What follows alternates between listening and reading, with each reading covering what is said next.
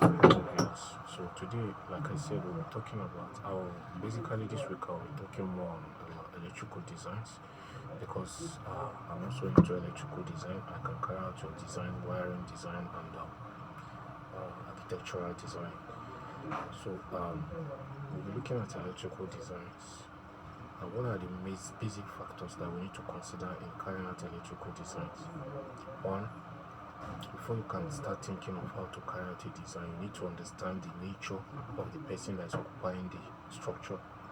You need to know his behavioral nature, the timing, how he comes into the house, the timing, and the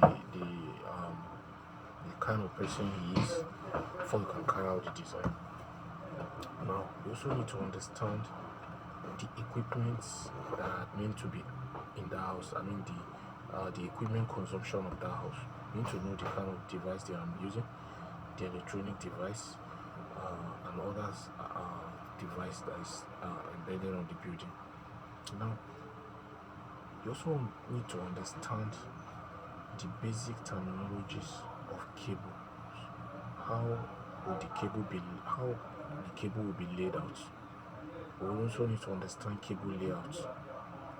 You need to know that okay, what are the cables that are meant to be used for lightning points, the cable that are meant to be used for switches, the cable that are meant to be used for cooker control units, the big cables that are meant to be used for AC, and so on and so forth. So those cables have to be put into consideration before you can carry out the design. Now, for a lightning point, we all know that for a lightning point, the best cable for lightning point should be 1.5 mm. Though most people make use of 1 mm, but the suitable cable for lightning point should be 1.5 mm. Now, for socket outlets, you can make use of 2.5 mm. Now, for cooker control units, some people make use of 2.5, but I would suggest that for cooker control unit and AC, it's advisable to make use of 4 mm in order to for its durability and in order to be able to withstand heat and the starting torque. Because for an AC, the starting torque is kind of high, so whenever it is starting up, it needs there's every tendency that the cable that will be used should be able to withstand the starting torque. Now, when you put all those things into consideration, the next thing that you also be considering is the calculation. You have to calculate the actual cable size that need to be there, and the rating of each of those cables will also be put into consideration.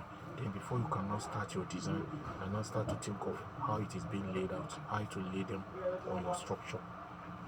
So by so doing, you come up with a suitable design for your client. Because if you are not giving a proper design, it will be very difficult for an electrician to interpret your design.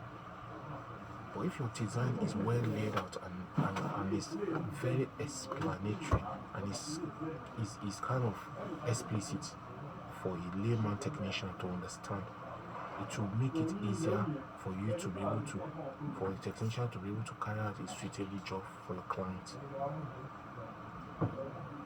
So I will encourage every one of us that are into electrical design to always specify each design according to the customer demand.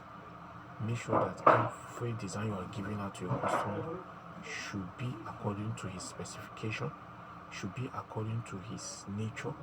You should also interview the customer before you even carry out the design. Try to know his routine. How often, what are the activities he carried out in his structure? What are the things he do? Is he the type that comes late? Is he a drunkard? That maybe when you want to come inside the house, you will need light. You need to put on the light on the staircase so that you will see. You need to know all those things. You need to make inquiry. So some may sound somehow, but you need to make inquiry about your client to know what you give to your client. The essence of the inquiry is to be able to deliver an effective service to your client. So always ensure that you gather all those information because they are always useful in carrying out your design. And by so doing, you end up giving a suitable design for your client. thank you for watching. Always like, share, subscribe.